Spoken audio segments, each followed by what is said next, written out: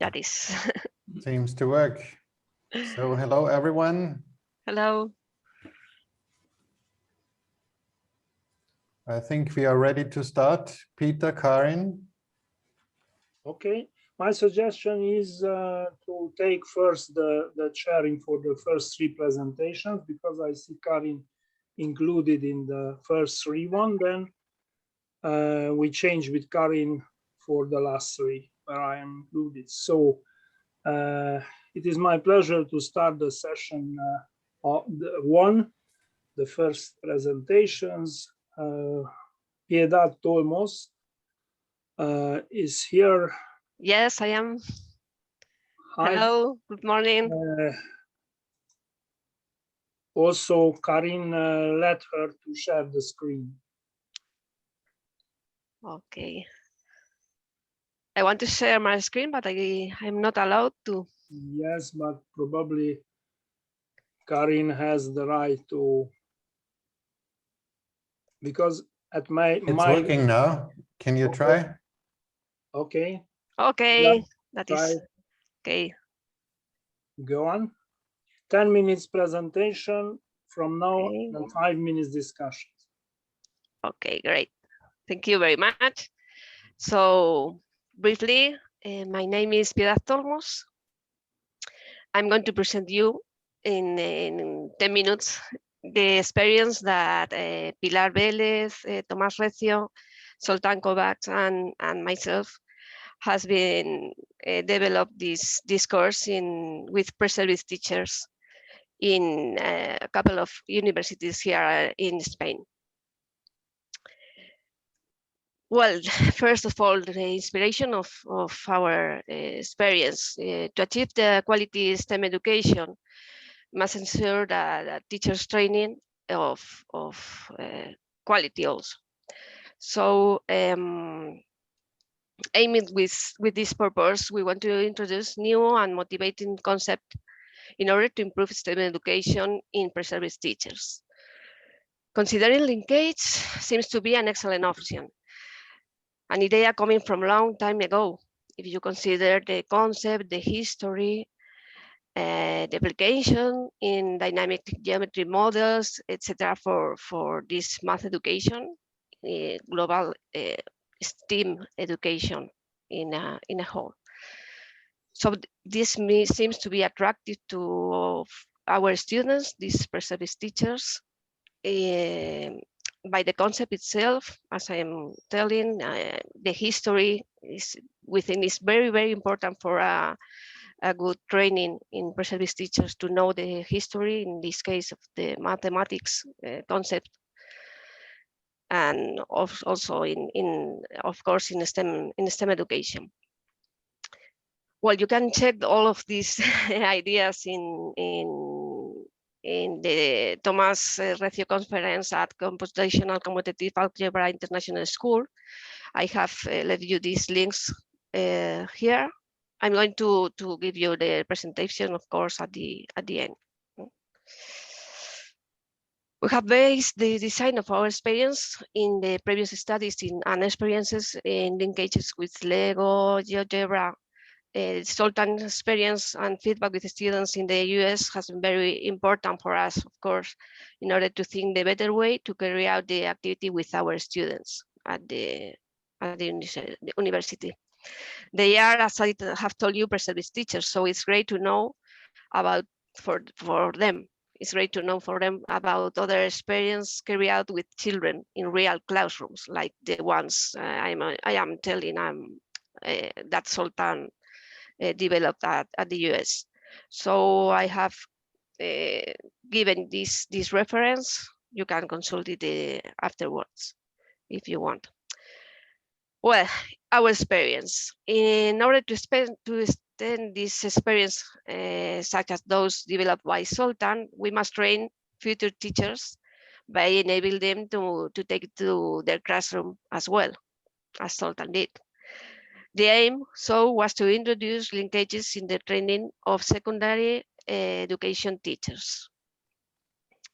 Let me give you a little of context to our experience, although then in another subsequent presentation by colleagues of my university, we are going to give more concrete details about this context in Spain education. Well, in Spain, secondary education is ages 12 to 18. The math teachers are required to have a bachelor degree or are related in purely scientific subject. That means 4 years of math, physics, engineering, computer science, architecture, and so. And also it's compulsory to have a master's degree. It's 1 year master, specific on math education. The name is Master on Secondary Education Teacher Training. That means that our students can come from different previous studies. In most universities in Spain, there is no specific math access to this master, to enter this master degree, nor is a specific mathematics grade required. So we have students in our masters coming from different previous studies. Like they are not necessarily to have to be mathematicians. They are engineers, architects, physicists, also mathematicians, of course. But it means that we have a mixture of students in our students. Well, the experience took place at the master courses in 2 universities of Madrid, Universidad Rey Juan Carlos and Universidad de Nebrija. We have 3 different classes, 2 in Nebrija and 1 in Universidad Rey Juan Carlos. Coming from different previous studies, as I have told you, the master's was in remote learning due to the pandemic situation, although in Nebrija is always in online this matter. And our students are going to work in groups. The planification of the activity was the following. For each group of master students, a 1-hour lecture was given. It was titled Geometry, Algebra, and Linkages. At the end of these lectures, some tasks were proposed for the students working in groups of 4 or 5 students each.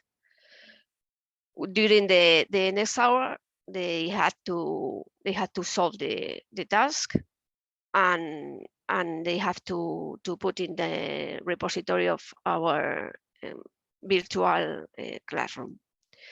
They, of course, are allowed to ask questions to the lecturer if they need to. Each group have to send this document, the final document with the task, with the soft tasks, describing the complete tasks in next 2 days. Finally, the students individually, the other task was in groups, working in groups, but this last task was made individually. They had just to answer an evaluation questionnaire of the experience and about the lecture, the task they have developed, and the interest of all of this for their future professional development. And they have an interesting extra task. They were asked to propose a classroom activity for their future students, age 12 or to 18, based in this received training. In Rey Juan Carlos University, this task was a bit extended from the one developed by their partners in the Universidad de Nebrija, because this was a task to be evaluated.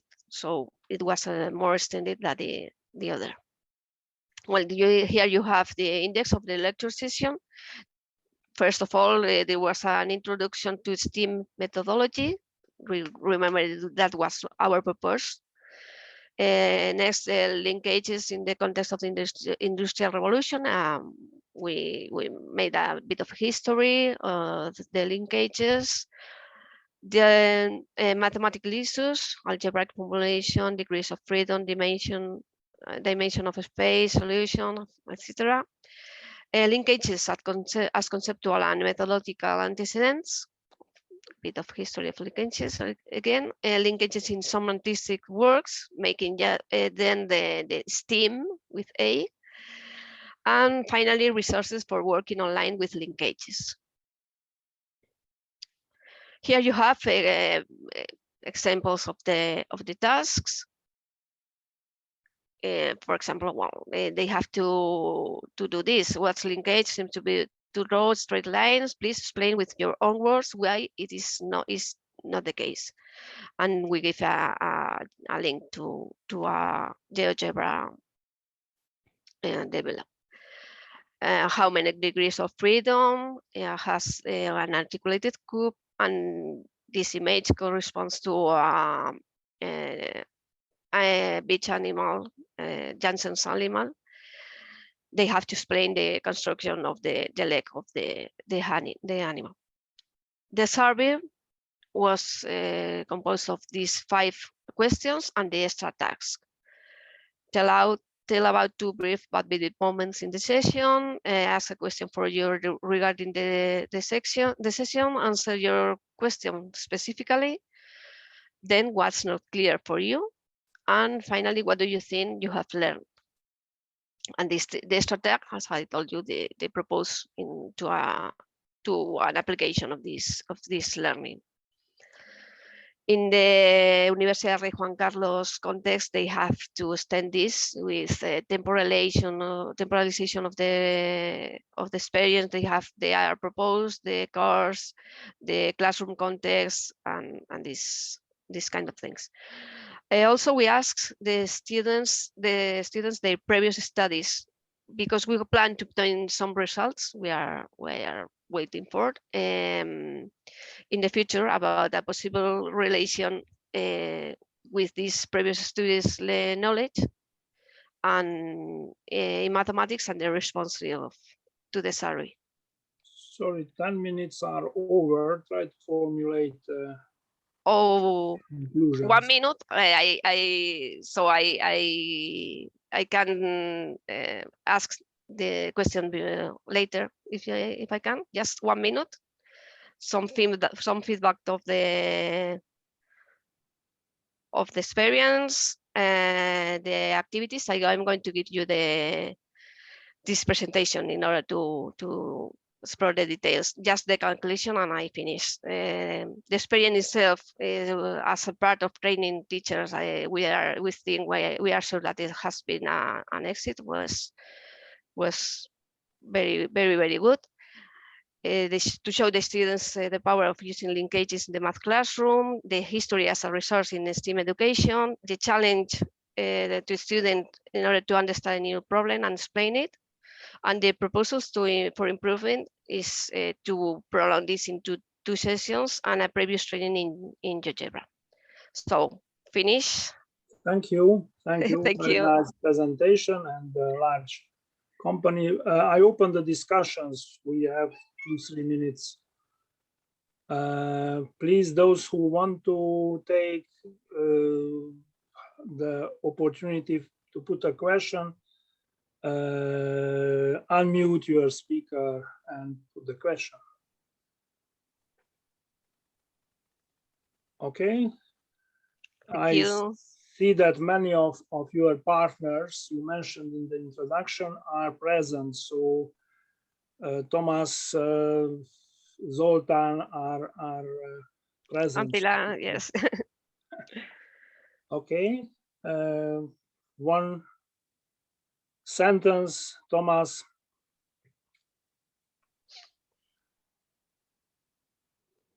Or Zoltan. Yes, so thanks, Piedad, for this. Thank you, Sultan. Presentation. Well, it's for me, it was a nice experience with the children in the United States, and thank you for mentioning this, Piedad. And this is quite interesting how teachers, prospective teachers, see advantages and benefits and some problems also with the introduction and the preparation of this new topic. So maybe Piedad, could you show the last slide again and the conclusion? What Of course.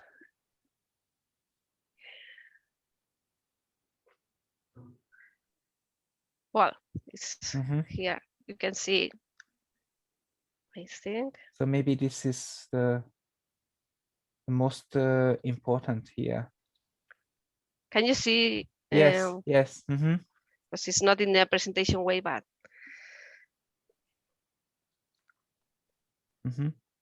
So you found that history had an important role for these perspective features. yes. In order to make their mathematical thinking progress from the history to explain the way that the things are now.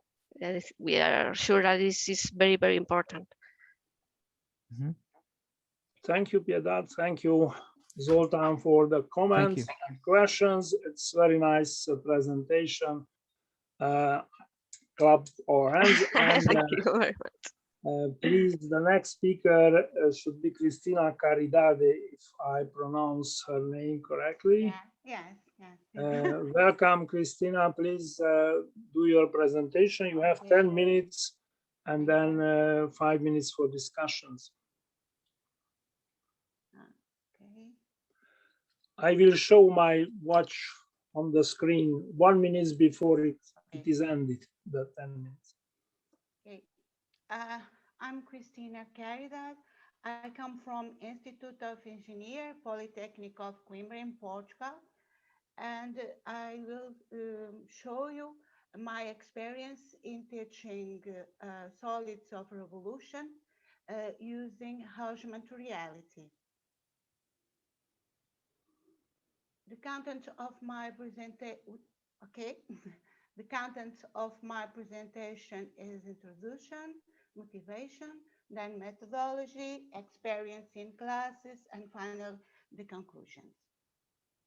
I'm professor of mathematics in the Department of Physics and Mathematics in the Polytechnic of Coimbra, and I teach engineers.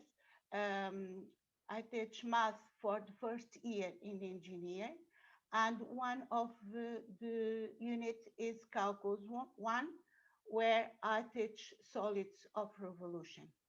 And this content is very important to engineer students, and they have many difficulties because they can visualize the solids of revolution. So when I teach solids of revolution, I need something that really matters to my students, something that keeps them attentive and interested in the classroom. And I found the augmented reality.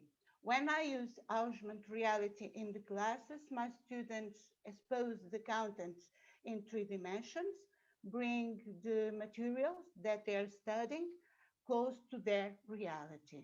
So they learn in a motivated way.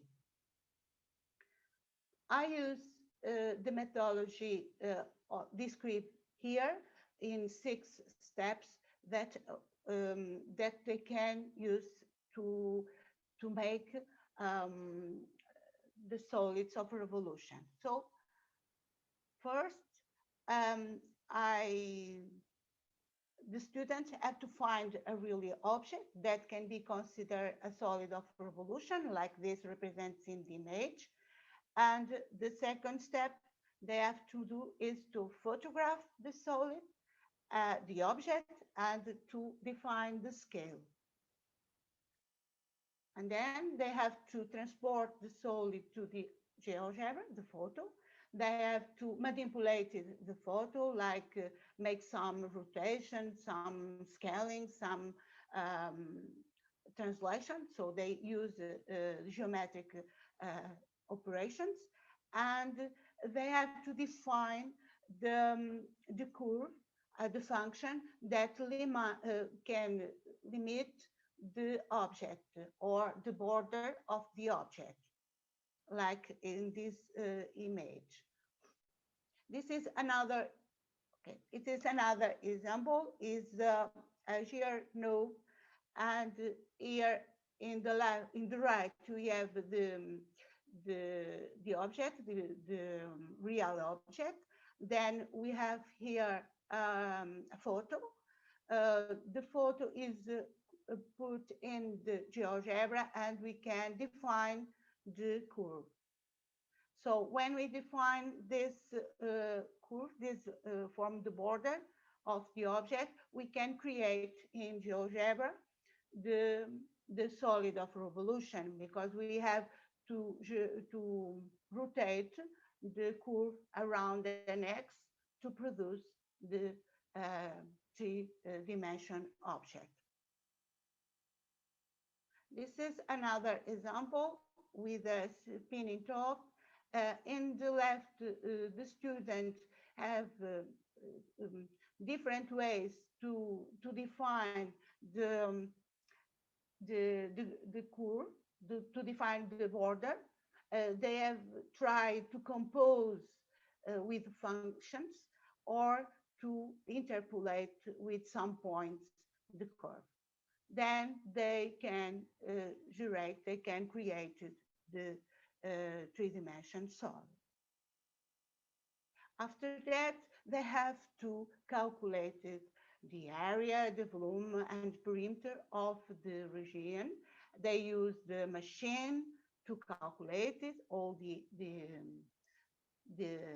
area or the perimeter, like this in the right, or they have to make the calculators by hand to confirm and to see what they learn about this content. Finally, they have to introduce, to put the object in the augmented reality. So we have to insert the object, like this bottle. We have to insert the object, create in GeoGebra to the reality. We have, in this case, we have the bottle, a real bottle, and the object created by the student. Here is another example, a light. Outside we have a real light, and inside we have the light created by the student in GeoGebra. Two more examples. In the left, we have a tree that the student put in reality in the garden, and we have the object, the real object, side by side. And in the right, we have the same. We have a jar and the object created by the student. In this case, the student put the object in the secretary or a table, something like this. Okay. Now we have, the student can make videos with the phone. You can integrate the object and think like this. I'm trying to, yes. They put the object, and they can move around the object. They can pass through the object. They can observe the geometry of the object. And it's possible that you compare the object with the real object, okay? And it's nice to see that the students make something that they can touch, and something that they can make in the reality. So in this, I can try. This is the lamp. I put the lamp in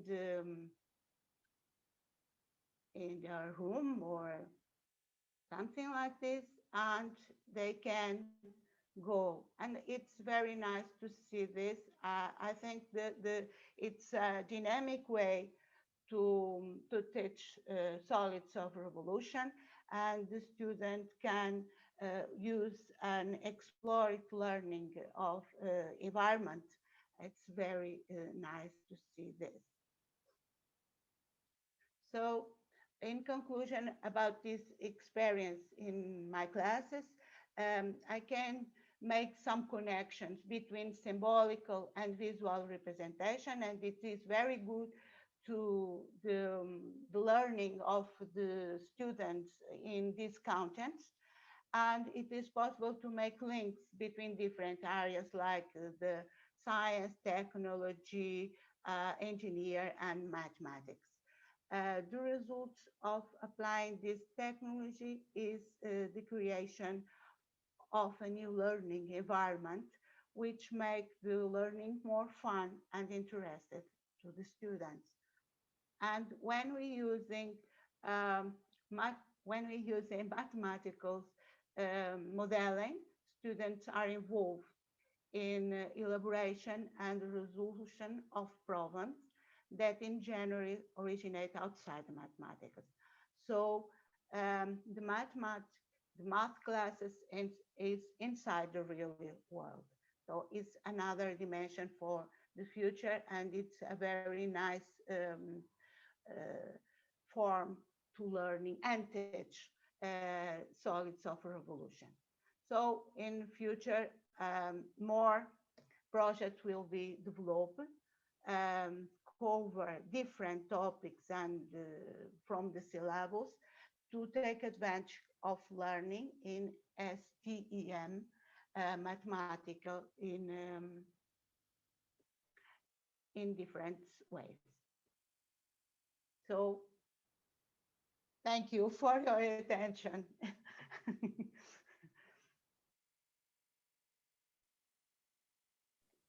Thank you, Christina. It was a very nice and concrete presentation about applicability of GeoGebra and the 3D augmented reality and the revolution surfaces. I opened the discussion. If somebody wants to make a comment, ask a question, please unmute your speaker when you take the floor.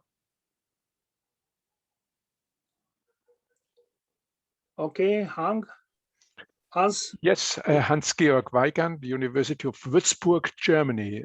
Thank you very much. This looks really great. It's a wonderful project, and I appreciate very much your work, and it looks interesting. It makes for sure fun for the students. It is motivating.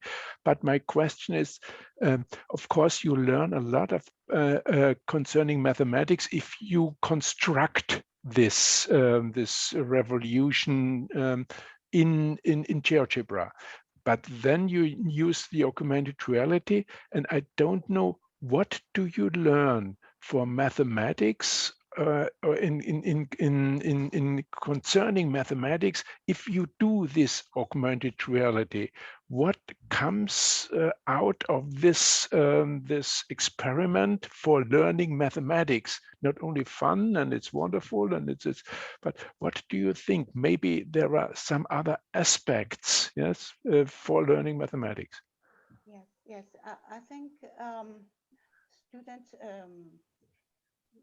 it's difficult for the students to know that the revolution, the solids of revolution, because they don't visualize when we have a planar region and we have to rotate this planar around the X to produce the solids of revolution. And then they can't see, they don't see the visualization of the object. They don't, they can't see if there is a region inside. Maybe sometimes they make objects with an hole, for example, inside. They can't visualize this. When they go to the GeoGebra, I think this can see this because they have to construct the object with the rotation. So he sees the meanings of the solids of revolution. So I think it's very important to them to see the visualization. It's the most important. Um, when they go to the augmented reality, it's more to fun to see something that they created in the reality, in their reality. It's more fun and motivated, because I think they can walk around the object, they can, but it's something irreal, okay? In our reality, but irreal. So I think the step that they make in augmented reality, it's more to fun, to motivate the students than to learn more about the solids of revolution. But the steps before, they have to learn many things about the solids of revolution. Thank you, Christina. Thanks, Hans-Georg. It is a subject which we can continue minutes, half an hour more, but it's time to ask, thank you again for the lecture and for the comment, and I would like to ask Karin Tengler to take the floor and have the presentation. Thank you for introducing me. I'm sharing my slides. Okay.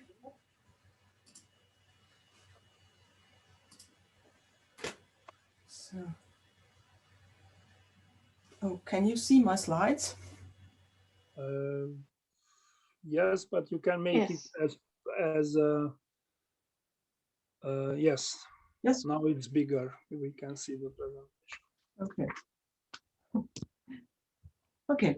Hi, my name is Karin Tengler, and I'm a teacher educator at the University of Teacher Education in Austria.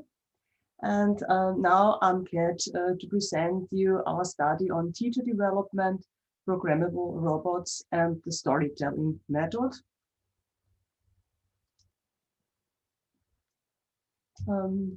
My PhD research aims to design robotics-based learning environments to introduce computer science education at the primary level, supporting computational thinking skills. And today, I present a part of this, namely the first results of the study Tell, Draw, and Code, a narrative implementation of computational thinking in primary education. This study reports on the professional teacher training in programming, and it draws on the technology usage inventory model to investigate how an interdisciplinary intervention with programmable robots combined with the storytelling method can influence the intention to use them in the classroom. Here you can see the research questions. To what extent do interaction and teaching influence primary school teachers to use the robots in their classrooms, and what experiences have been made and what competences have been identified. As the increasing importance of introducing computer science and computational thinking in primary education highlights the need to prepare teachers. And in the Austrian case, primary school teachers are expected to integrate informatics education from autumn 2023. And however, Austrian primary school teachers' knowledge of programming and programming didactics is limited. Yes, one possibility to introduce computer science education is the use of programmable robots, because they interact with the environment using concrete instructions, work less abstractly, and serve as a tool for developing problem-solving skills, creativity, and cognitive competences. And a great advance, they enable hands-on activities. Yes, the robot used in this study is the Bebot. It is a very simple floor robot, and it is programmed by 7 buttons on the back. Yes, and this robot should the children encourage their problem-solving thinking. The didactic design taught in the teacher training was an approach called Tell, Draw, and Code. And this design consists of using the robots and the method of storytelling. The word tell refers to the telling or retelling of a text, a story, or a book. Then the term draw describes writing down the codes, drawing the robot's path or the plot of the story. And code means programming the robot. And the following possibilities are suggested: retelling stories, creating stories, taking factual information out of a text, and getting to know children's literature. Yes. The increasing demand for computational thinking in primary education has highlighted the need to prepare teachers with the technological, pedagogical and content knowledge, better known as the TPAC model. And for any new educational technology to be successfully implemented and used in primary classrooms, teachers must be aware of new educational tools that are available. They accept the technology as having useful benefits, and they feel confident that the technology is easy to use, and they have confidence in their ability to use the technology. Yes, in assessing teachers' attitudes towards the use of programmable robots, the technology usage inventory questionnaire developed by Codekastner was used. And this survey instrument is a further development of the technology acceptance model by Davies. And we used an adapted version. Necessity was replaced by immersion because the scale was not needed here. Yes, on the next slide, you can see the variables and their internal consistencies. Oh. Here you can see it. And measured with Cronbach's alpha. The quasi-experimental pre-post study occurred with a teacher training course at our university, and the data were collected and analyzed. Yes, 14 primary school teachers took part in the teacher development, which lasted over 3 semesters, and the model investigated in the study is called Developing Problem-Solving Strategies. And it consists of one live workshop and an asynchronous online phase via a learning platform. And after the teachers were introduced to programming the Bebot, they were familiarized with the Tell, Draw, and Code method. And then during the online phase, the teacher's task was to plan, implement, and reflect on their interdisciplinary teaching unit. Yes, here you can see 3 examples of the lessons that were carried out. Yes, here you can see to create a story and to get information of the text. And here telling or the retelling a book.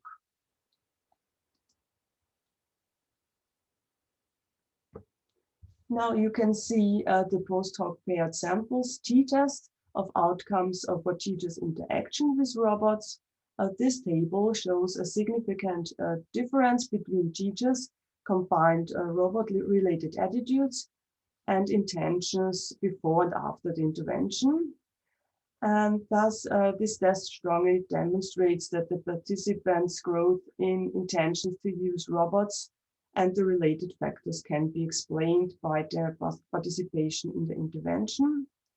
A particularly significant difference is noted in usefulness and ease to use.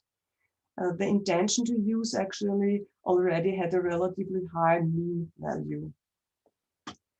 Yes, all teachers are told that they were very enthusiastic. Also, they were very skeptical at the beginning.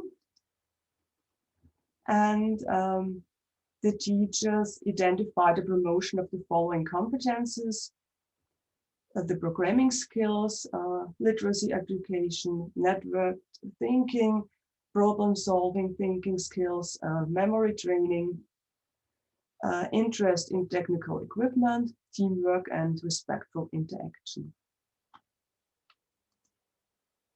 Yes, now to the conclusion. This study contributes to the understanding of teachers' attitudes towards the use of robots in primary education and the usefulness of robots in the classroom. And this understanding can contribute to gaining knowledge about the implementation of computer science education and more positive attitudes towards robotics integration. And furthermore, by designing and implementing the tell, draw, and code method, teachers can experience a pedagogical model that they can implement in their own school teaching. Yes, thank you. For any further contact, feel free to contact me. Here is my address. Thank you, Karin, also for the nice presentation, as well for including in the time limit very punctually. It was a very nice experiment presented by you. Let me remark that on the screen I see some of the partners in a CIPUS network, and probably you do not know, but you are partner as well with Linz and with Bratislava, Lila Korenova, and others present here in a network on active methods. I will tell something more when my turn is presentation. Please, I open the floor for questions, remarks.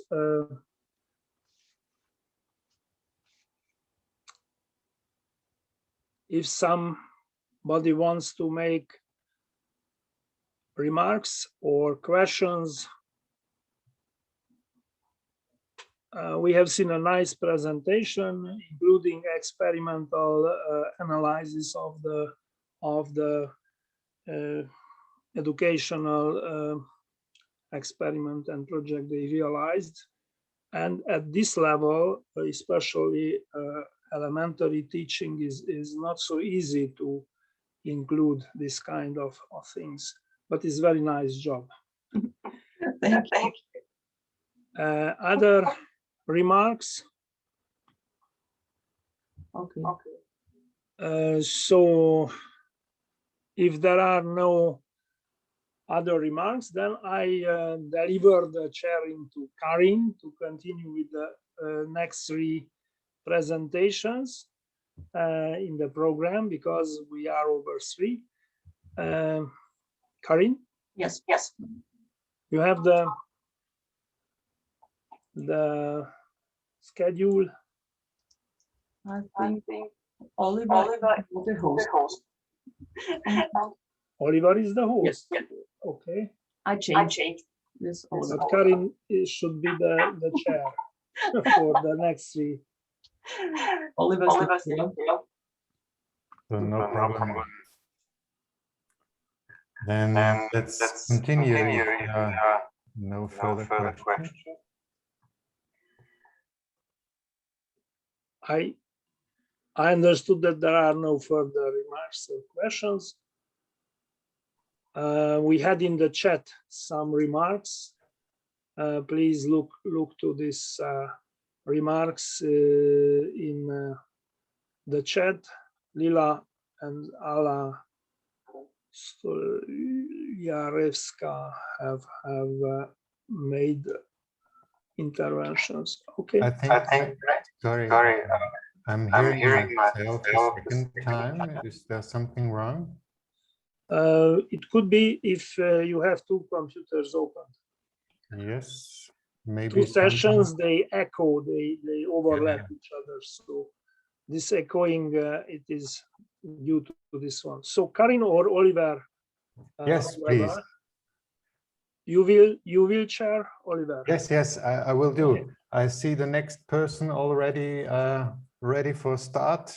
Yes, Laura is here. Laura Rodriguez. So we are only You're 5 welcome. minutes behind the schedule, but it will follow a break afterwards, so it's no problem. Okay. Good morning, everyone. Do you hear me? Yes, it's working. Yes, perfect. Okay, so thank you everyone for organizing this type of conferences. Now, well, my name is Laura Rodriguez. I'm a Mexican artist, biotechnologist, engineer, molecular biologist, and now I'm working in arts here in Russia in the St. Petersburg ITMO University. And I will share with you what happens in STEAM education when art came into the equation. I'm also the curator of the BioArt program inside ITMO. So my focus is mostly about biological research, but also combination with some technologies in science and engineering. So just a brief intro of what we are doing in the Art and Science Center. So we make collaborations between artists and scientists. We have the first master program in Russia that prepares curators of contemporary art and artists. But the center is inside a technological university.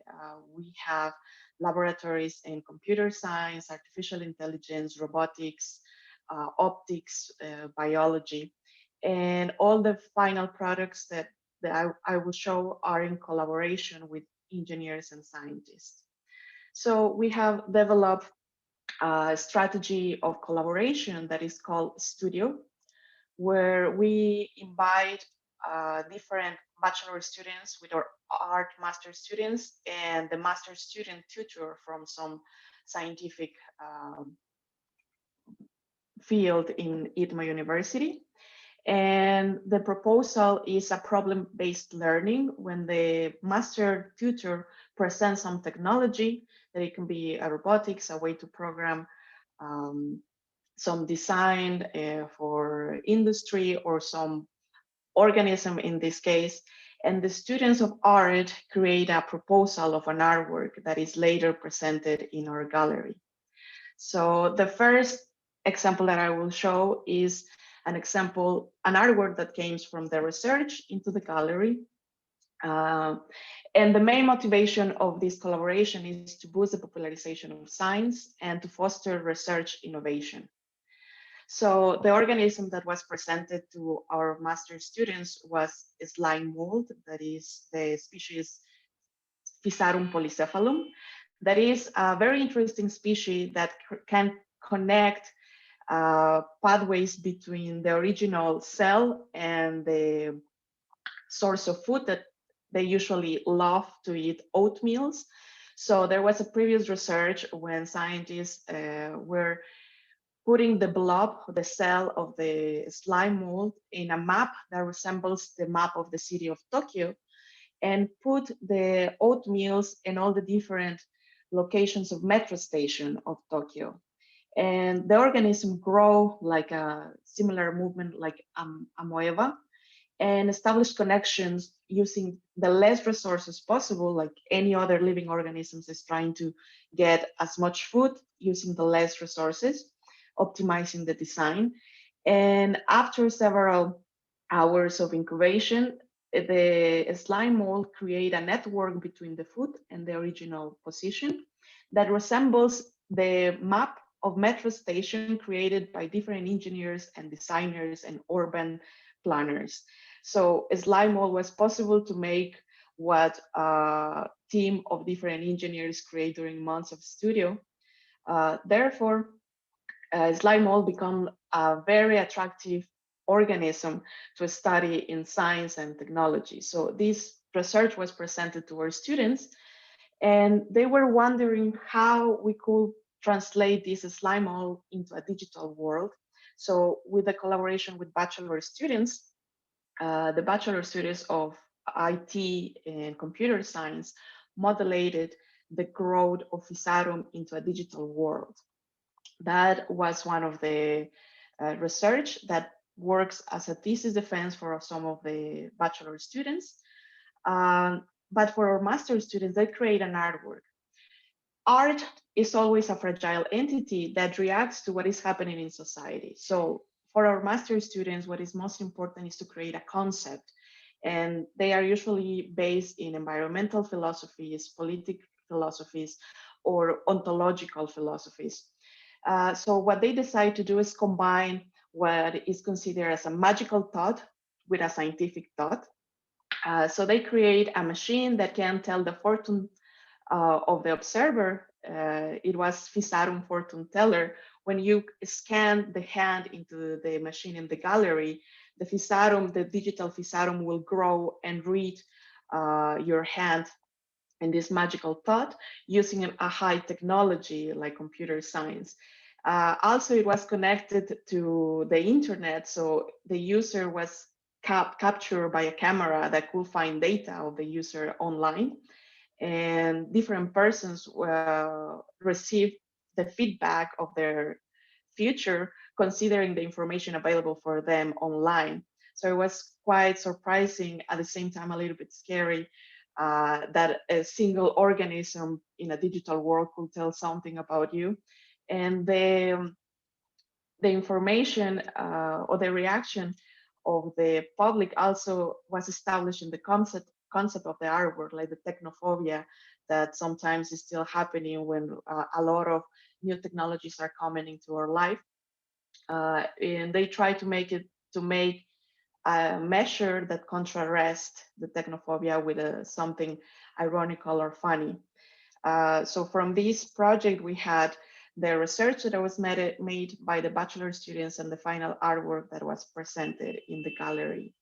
Another approach is when the artwork boosts the research in the laboratories. This is another example where we took the cellulose created from bacteria that most people know as kombucha drink. The kombucha drink in the top, sometimes there is a layer. This layer is cellulose created by a bacteria. A lot of people think that it's fungi. However, there is no fungi in this ecosystem. There is only bacteria and yeast. And when you see in the middle, the image, this is the color of natural bacterial cellulose. And it looks a little bit like skin, like raw skin. So when we were working with this, that is a very traditional drink here in Russia, we were making analogies between the skin, the human skin, and the skin created by this bacteria, because it has some similarities. It protects the culture from dangers. It delimits the organisms, like the same our human skin delimits our body. And I start questioning. Yes?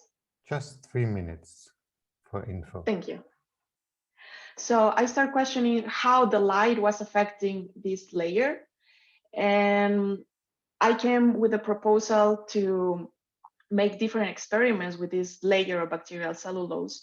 But inside the laboratory of ITMO, they are also working with nanoparticles that are reactive to light. So we decided to culture bacteria and nanoparticles to create a biosynthetic membrane. And finally, we saw that there was some reaction to light when there was blue light. So we create a synthetic biological membrane able to react to light.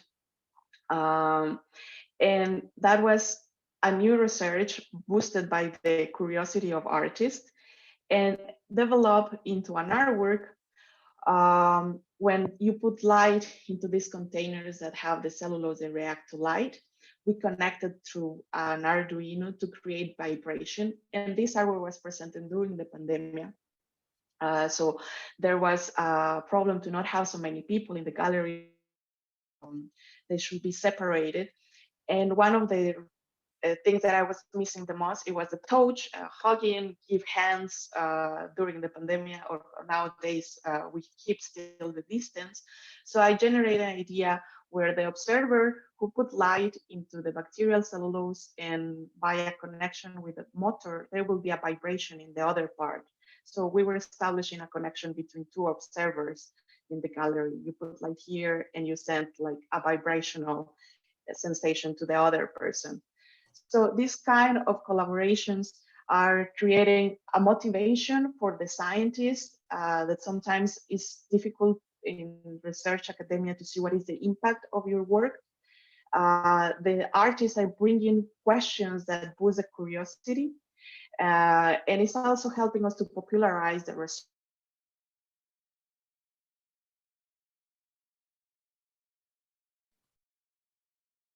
Okay, right now, Laura, I'm not hearing anything from you.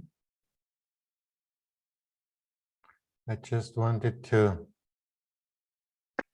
advise Laura, just 1 minute left, but okay, there you are again. Okay, sorry, I don't know in what moment cut. Do you see this part? The last slide was on the screen. Okay, so as conclusion, these type of collaborations bring motivation to the scientists and engineers to create some prototype, and also to boost what kind of new research. Now they are trying to use kombucha to simulate clothes for sensations, and the main characteristic in scientists and artists are the curiosity. So by collaborating together, they are making projects that can result in research and also in artworks. Thank you. Thank you for your time. Here are my contacts and the contacts of the university. I will be happy to hear comments and questions. Thank you, Laura. It was an interesting presentation. Yeah, I think the aspect of manufacturing and producing an artifact is always a nice outcome to get hands-on to art and STEAM topics. Any questions so far? I do not see anything in the chat right now.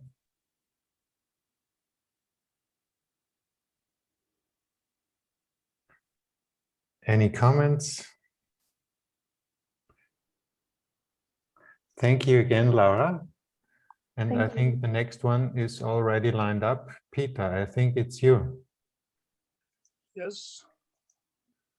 Then you're welcome to take the floor, please. Thank you. I try to convince my computer to show the... Yeah, we are seeing. Okay. Thank you. So my name is Peter Körtesi. I come from the University of Miskolc, Hungary. Here we created the first GeoGebra Institute in Hungary. And actually, in the last 3-4 years, we have done intense activity of GeoGebra road show series. We created a GeoGebra forum. We invited Zsolt Lavica to have a nice presentation. We organized GeoGebra team competitions for students. I am the network coordinator for a CIPUS. For those who do not know, the Mosaic World Central European Exchange Program for University Studies. The network title is Active Methods in Teaching and Learning Mathematics, Informatics and Applications. The HU 0028 you can find on the CIPUS side. I mentioned after Karin's presentation about this, we have 71 partner universities, and Lower Austria University Christian Sprengler is one of our partners. Unfortunately, not yet too active, but I hope Karin will join this activity. Zsolt, I saw on present here, and Lila Korenova, they are partners. So 71 universities from 15 countries. We will organize end of June, first week of July, summer university on the subject of GeoGebra Summit. Computer algebra, GeoGebra, everything, very nice program. You can join it with grants and without grants, of course. We have also heard in the first presentation the importance of history of mathematics in teaching of mathematics. Every second year, last year we had online a history of mathematics and teaching of mathematics conference. And our chair is Professor Robertson from St. Andrews University, the creator of a large database. You can see there special curves, for instance, very nice stuff, but 3,000 mathematicians are involved with their biography. It's a very nice stuff. Our summer university on the history of mathematics aimed to invite the Central European universities and countries to contribute to this project. The computer algebra is known for everybody. It's an important tool, but the variety of available software could be an impediment at the same time, how a student can make the right choice for the right software. In my presentation, I will focus on some examples on the function, the concept of function, as this concept is present in pre-university education, in university, college studies, and all applications.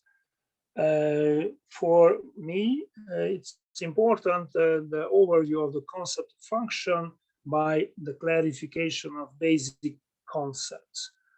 Here I would like to mention a nice approach of Bruno Buchberger. He wrote two papers, that one in 1990. He mentioned the black box mathematics solution versus the white box mathematics solution. What he understands, I fully agree with this one. The black box is the clickable mathematics. White box mathematics is when the computer algebra is just the start to understand more deeply mathematics. This computer algebra, including GeoGebra, are tools, fantastic, powerful tools, but they are tools like logarithmic ruler or any other tool, and you need to use them in the right way. The student have to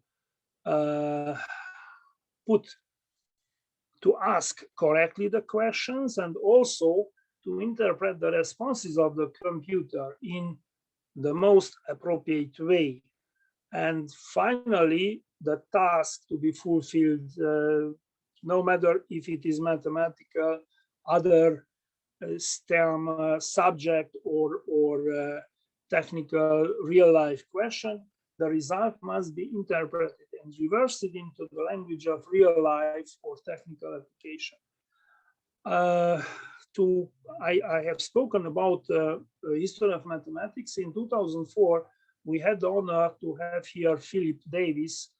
Probably most of you know his nice book about mathematics, written together with Hersch. But in our conference, Philip has spoken about the decline, fall, and current resurgence of visual geometry. And he said in his abstract that in the hands of Newton and Leibniz, calculus was a theory that involved geometrical figures. This formed a part of the reason. There followed a gradual decline of the image mathematics in favor of the symbolic. And by the early 20th century, the image was all but dead. Why? He puts the question. And the hope is computer graphics and computer algebra softwares and this special GeoGebra has to some extent restored the image to its former prominence in mathematics and promises in the future to be an important and but uneasy partner with the symbolic. I agree with this. Let me start with examples. It's commonly to tell the students in calculus, first year students, that the limit here of this fraction can be computed after you make a simplification by the factor, the common factor x minus 1, obtain a simplified form of the fraction, and the limit of the two are equal. The limit has that. But what is the problem here? And my question is, are the two functions equal or not? Let us see and what is about. The first function is this x squared minus 3x plus 2 over x squared minus 1, and it has no, the domain of the function does not include minus 1 and plus 1. The other simplified function is skipping that plus 1, so it has a value in plus 1. The two domains are not equal. The two functions are not equal. So the truth is that functions differ, but their limit in x is the same. Now let's see what is the GeoGebra answer for this one. If we put in GeoGebra these two functions, the GeoGebra has a special function if two objects are equal or not. If you ask this question about f and g, first you have relation g and f are equal, check numerical. Okay, so they are equal. But if you put it reversely, f and g the same and the same figure, f and g are not equal, check numerical. So remember, first g and f are equal, second answer are not, f and g are not equal. What happens here? I do not know. I am curious to find. We had some thought what is the reason, but I do not know why. Of course, GeoGebra developers say that behind GeoGebra there is reduce or maxima or other computer algebra, open source computer algebra working, and they have to be blamed. Now let's see another example. Take the first function ln x minus logarithm ln of x minus 1 plus ln of x plus 1. Usually we teach our students that the properties of logarithms allow us to write in a shorter form, and this is the answer of GeoGebra. They are equal. In reverse order, they are equal. But if you ask to project, to draw only f, then you obtain this function. If you draw the other, you obtain completely different. So, in my opinion, the two are not equal.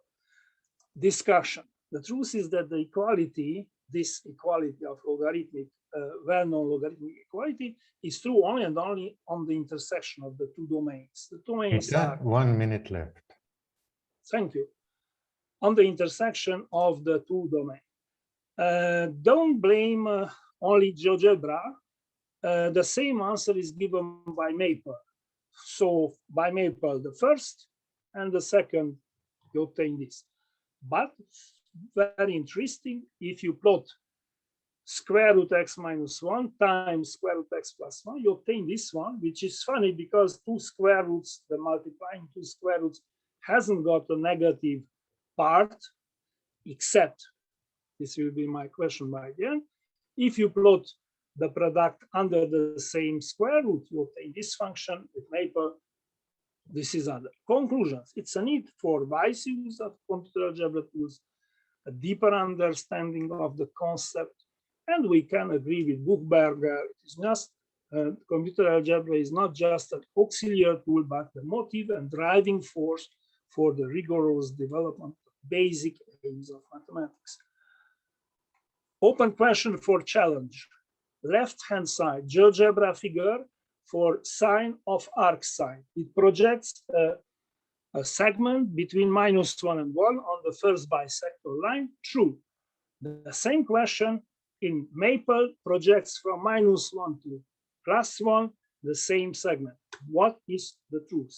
Open question. Thank you for your attention.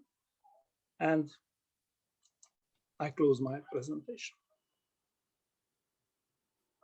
Thank you, Peter. Thanks for the wonderful presentation with GeoGebra.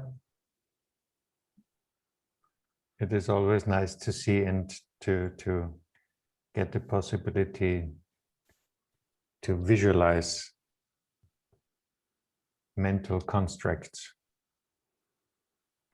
Yeah, there is one question. Reinhard, please, in the chat. Yes, many thanks for these interesting examples. And I would like to raise the question if such examples give need for a technical understanding, for example, for teacher students. If teacher students use such tools, then perhaps they should know something about the background. For example, here, the different handling of complex numbers in the two computer algebra systems. Yes, this is the answer for the open question. But it is a good start to introduce, to speak for calculus students who did not heard about complex numbers, that the answer is complex numbers. And Maple is a software dealing, professional software dealing with complex numbers without saying so. So if you just plot the function, then you have divergence in between the two results. Thank you. So, any other questions or comments?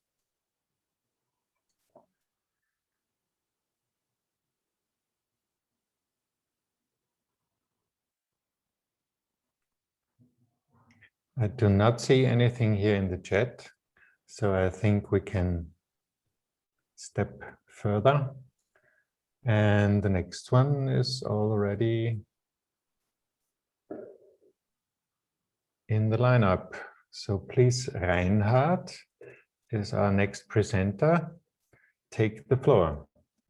Okay, I hope you can see my slides. Everything is fine. Okay, so my talk is about using optimization as a tool for modeling, and I will present a new software which is based on a certain theoretical framework. First part of the framework is functional thinking, which goes back to Felix Klein, and I guess I need not to say anything about it.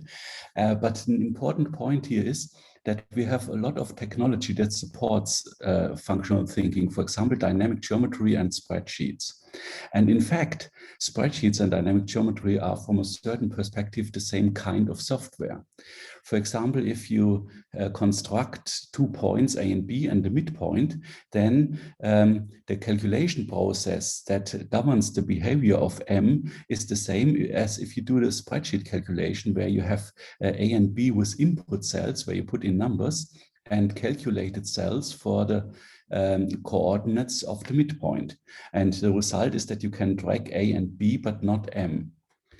And this is typical for functional thinking, that you have input-output relations and directed relations.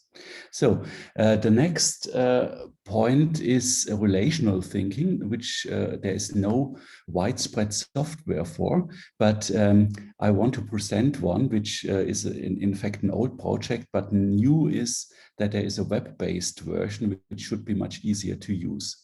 And before I show the software to you, I want to highlight some of its design principles.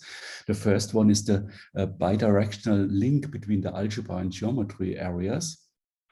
Then you have an object table where you have all the coordinates of the objects, which is in a certain sense a realization of what is called an interpretation in mathematical logic.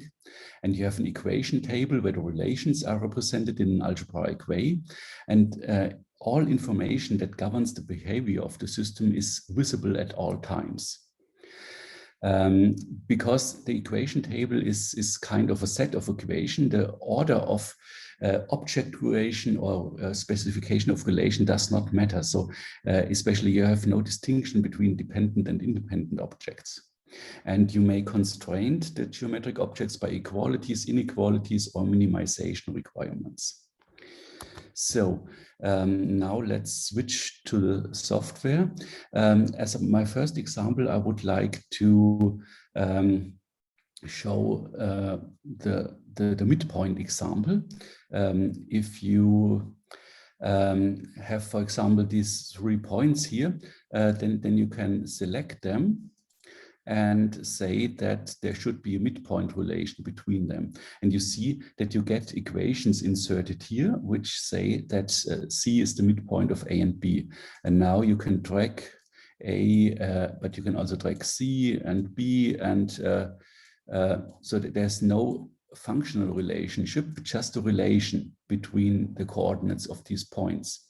And you can also enter and modify other equations. For example, if you say that AX should be the same as BX, then of course the configuration changes like this. So what can you do with such a thing? For example, you can easily investigate the properties of quadrilinears. For example, here I have an arbitrary quadrilinear, and now I say that this side and this side should be parallel. You see that you get an equation inserted here. You could also insert it by hand, but it's more convenient, of course, this way. And then during dragging, this property that these lines are parallel remains, and you can add further constraints, for example, that these should be parallel as well. And this should, for example, be orthogonal, and then you have a rectangle, and it's still completely draggable at every point. Next example is this here. There are just 2 points, A and B, they are fixed. Oops, sorry, oops, that's okay. So A and B should be fixed points, and I would like to have segments between them, and I would like to say that these are orthogonal. And by this, you see that C can only be moved on a certain path, and in fact, it's a circle. You can both calculate the symbolic orbit of this locus, but you can also plot it. And this is done symbolically, the calculation of this locus. So next example, in the title of my talk, I mentioned optimization.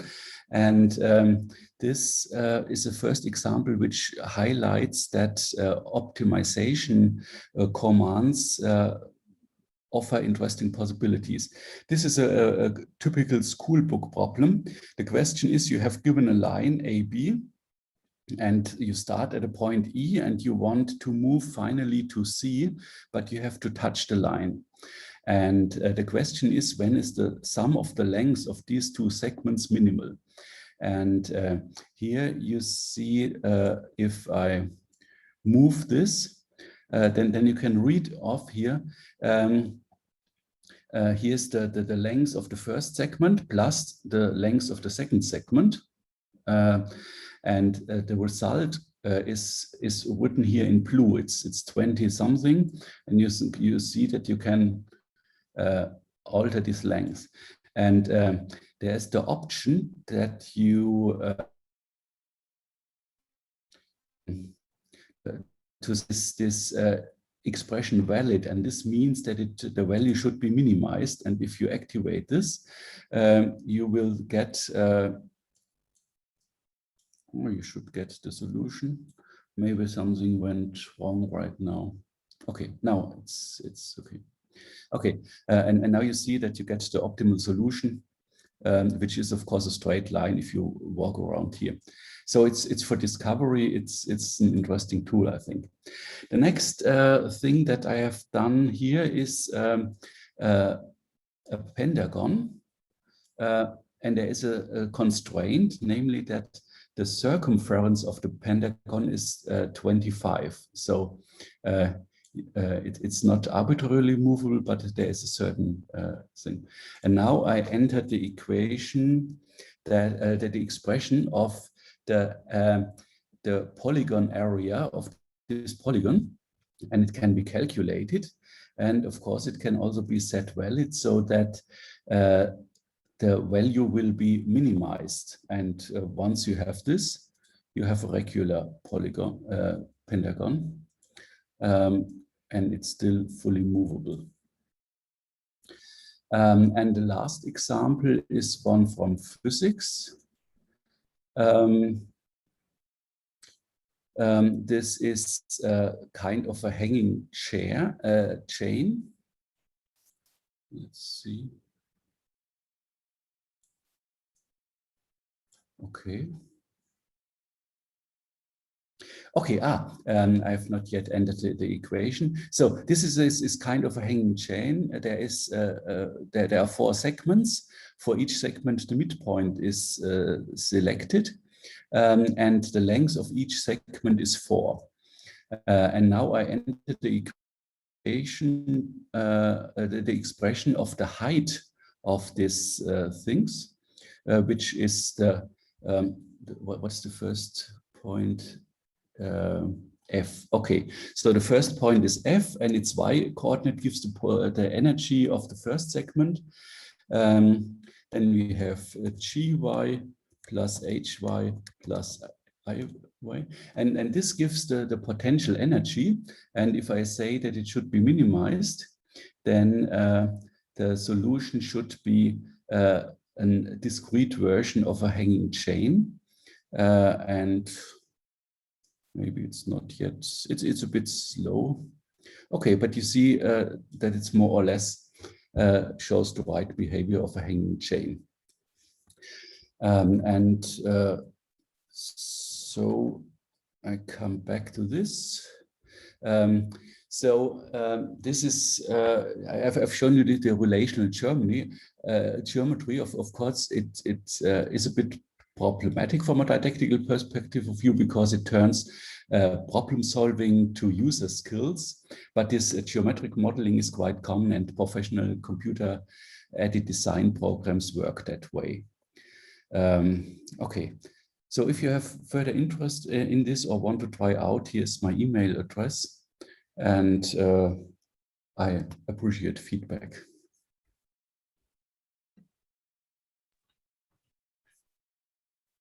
Thank you, Reinhard. I find this kind of research always interesting. I'm not sure what you think. Any questions, any comments?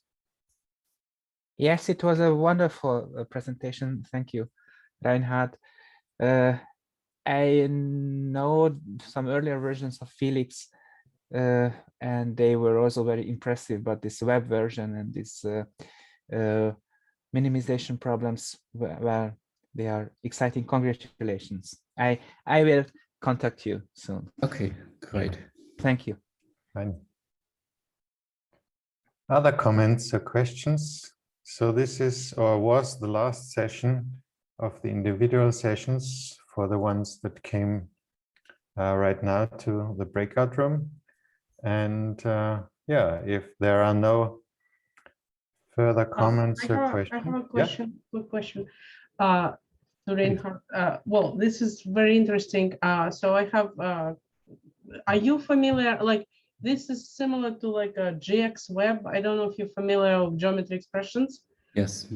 So could you explain, maybe like compare, contrast, like a differences what your product does compared to GX web? Okay, my product is more on the algebraic modeling side.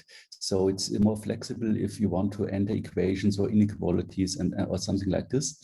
And really this algebraic description of the configuration is used to determine the moving of the objects. While in geometry expressions, the basic algorithm is that from every configuration that you specify, when you drag a point, a more or less traditional dependency graph is derived.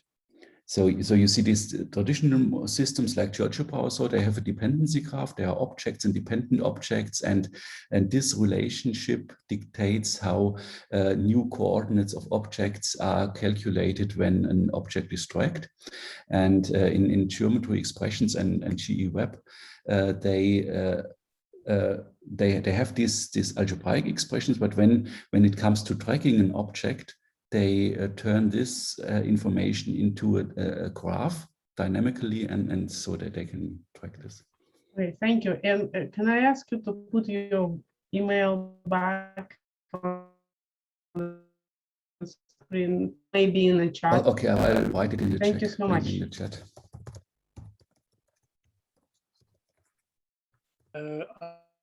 I have one general remark about the whole session. I was very glad to take part in this session. There were interesting presentations. To ask Oliver to transmit to the main organizers that we missed the abstracts of the talks. So when we made the registration, we handed in an abstract. It should be interesting to have a list of abstracts. And also my idea, those who do not want to keep their data very secret, to put their email address to keep in contact, because we cannot take part in all 4 parallel sessions. So it would be interesting to contact the partners. But for my side, I agree to be public my address as well, my email as well. Thank you. Thank you, Peter. We will direct that to Scholt and the organizing committee. Okay, then I think we are, for the individual sessions, we have reached the end for this morning session, and we have a short break before we have the conclusion of this morning and the discussion. So you can just leave the room. If you click on the breakout session, the 4 quadrants on the symbol, you can go back to the main room, and there will be the next session at 11:30, the discussion that I announced.